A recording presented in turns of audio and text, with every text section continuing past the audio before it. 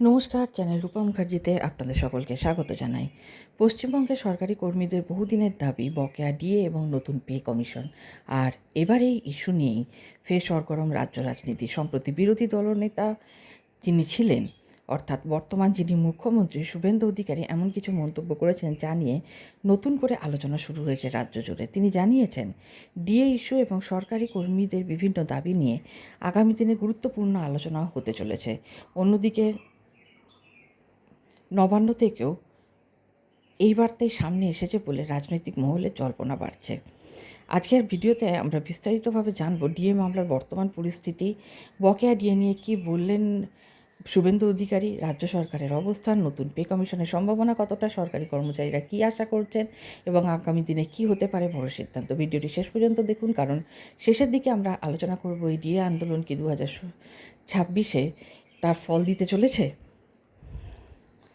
বর্তমানে পশ্চিমবঙ্গের সরকারি কর্মীদের অন্যতম বড় দাবি হলো কেন্দ্রীয় হারে সঙ্গে মিলিয়ে ডিয়ারনেস অ্যালাওয়েন্স বা ডিএ প্রদান করা। কেন্দ্রীয় সরকারি কর্মীরা যেখানে অনেক বেশি হারে ডিএ পাচ্ছেন, সেখানে পশ্চিমবঙ্গের কর্মীদের ডিএ তুলনামূলকভাবে অনেক কম। এই ব্যবধান নিয়ে দীর্ঘদিন ধরে আন্দোলন চলছে, সুপ্রিম কোর্টেও মামলা শুনানি হয়েছে, তাই এই ব্যাপারটি অত্যন্ত গুরুত্বপূর্ণ। সম্প্রতি সংবাদ মাধ্যমের সামনে বক্তব্য রাখতে গিয়ে শুভেন্দু অধিকারী ডিএ প্রসঙ্গে বলেন যে সরকারি কর্মীদের ন্যায্য দাবি নিয়ে আলোচনা হওয়া প্রয়োজন। তিনি ইঙ্গিত দেন যে আগামী দিনে ক্যাবিনেট স্তরেও এই বিষয়টি নিয়ে আলোচনা হতে পারে।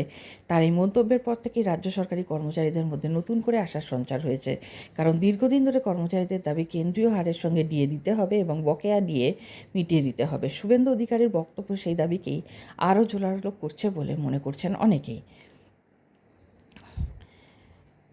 তো এখন দ্বিতীয় প্রশ্ন হচ্ছে, নতুন পে কমিশন কি আসতে পারে?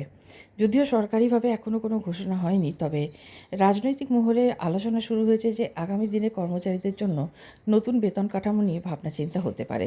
বিশেষজ্ঞদের মতে যদি নতুন পে কমিশন গঠন করা হয়, যেমন কি ক্ষমতায় আসার আগে বিজেপি কথা দিয়েছিলেন যে তারা ৪৫ দিনের মধ্যে 7th পে কমিশন চালু করে দেবেন, তাহলে বেতন কাঠামোয় বড় পরিবর্তন আসতে পারে, ডিএ হিসেবেও পরিবর্তিত হতে পারে, পেনশনভোগীরাও উপকৃত হবেন। তবে সবটাই এখনও পর্যন্ত আলোচনার স্তরে রয়েছে।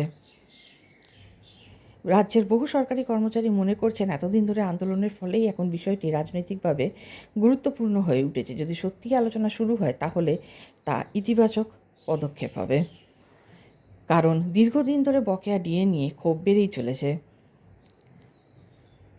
এখন সবার নজর সুপ্রিম কোর্টের পরবর্তী শুনানিতে, রাজ্য সরকারের পরবর্তী ঘোষণায় এবং ক্যাবিনেট বৈঠকে ডিএ প্রসঙ্গ ওঠে কি না।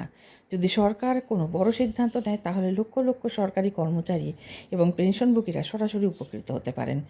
সব মিলিয়ে ডিএ এবং পে কমিশন ইস্যুতে আবারও উত্তপ্ত পশ্চিমবঙ্গের রাজনৈতিক মহল। শুভেন্দু অধিকারীর মন্তব্য নতুন করে আসার আলো দেখালেও এখনও সকলে অপেক্ষা বাস্তব সিদ্ধান্তের দিকে। রাজ্য সরকার আগামী দিনে কী ঘোষণা করেন, সেটাই এখন সবচেয়ে বড় প্রশ্ন। আপনাদের কি মনে হয়, রাজ্য সরকার কি বকেয়া ডিএ মিটিয়ে দেবে? নতুন পে কমিশন কি সত্যিই আসতে চলেছে? কমেন্ট করে অবশ্যই জানান। ভিডিওটি ভালো লাগলে লাইক, শেয়ার এবং চ্যানেল সাবস্ক্রাইব করতে ভুলবেন না নতুন নতুন আপডেট পাওয়ার জন্য। আজকে এই পর্যন্তই। ধন্যবাদ। নমস্কার।